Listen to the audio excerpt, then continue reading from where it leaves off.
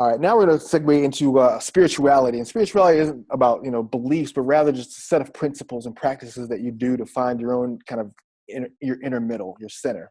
Do you have any spiritual practices like prayer, meditation, or yoga that you perform? Yes, as far as prayer every single day, and even when it's nice outside, just a form of being able to move, kind of putting the cell phone away, putting the computer away, and just having that time to yourself, getting out in nature, and just taking some time to just breathe and kind of slow down, because the pace is really hectic. When you own a business, you're training people, you're doing different things. So just taking that time to meditate every single day, to pray every single day, and to really get out of nature there, it makes a huge difference. Now, how does that practice benefit you from a cleansing or a clarity standpoint? Like, how does having that time to pray or to meditate help you throughout your day? It really just allows me to focus much better, manage stress better there, and then those things kind of carry over into everything that I do. So I'm able to focus much better. I'm able to manage stress, and I'm able to get more work done when I just take a break. It might be in the middle of the day. It might be a short period there. Even if it's only 5 to 10 minutes, it still makes a huge difference. You're able to get more done, and I don't burn out as much. And how do you recommend that someone, develop their own spiritual practices or their own spiritual side? I would say first, you have to time block it there. That's the thing with kind of everything, whether it's spiritual, exercise, whatever. You have to block that time out on the calendar, because a lot of times everyone's going to get so busy with kind of doing the day-to-day. And when they do that, they'll wake up one morning and realize it's been weeks or months before they take some time for themselves. So I would say just really time blocking and just finding something that works for you. Everything goes back to exercise also.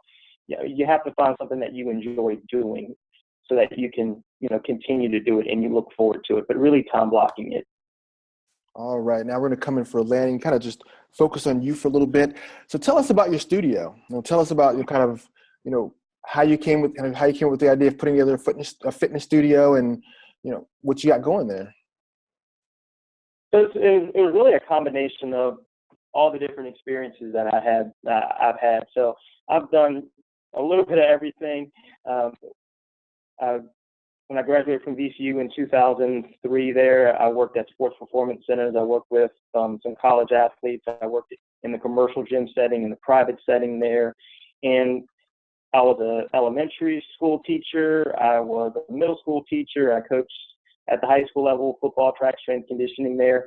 So as far as with the studio, I kind of bring all those experiences, to the members there. Once again, getting away from that big box kind of feel of the commercial gyms and kind of bringing it personal. And then, I kind of see myself as a coach. I see myself as a teacher, and of course as a trainer there too. Right. Now, what do you love about your job?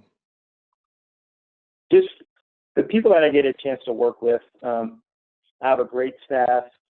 As far as the members are amazing there, and just the relationships that we've built, and it's really become like a family there. And when those members come in and they come into their their time slots, and they it's like a family. Some of them have been together for the last 6 years there, and they talk to each other outside of the studio, and they encourage each other when someone misses. They're checking on them there. So I would say just those relationships and with the members, and I have an amazing staff.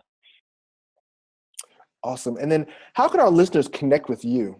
If they want to learn more about you, learn more about your fitness studio, or, anything, related to health and wellness, how can they connect with you?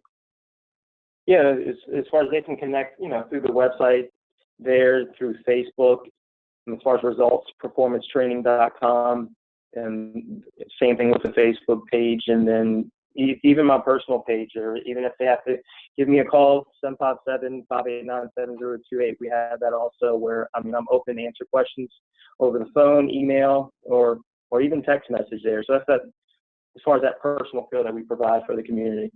Awesome. Well, Dietrich, hey, thank you for joining us today on TheraFit Podcast. Thank you for sharing your fitness journey and for sharing actionable tips that our audience can use to, better help themselves and their children live their best and most fit life.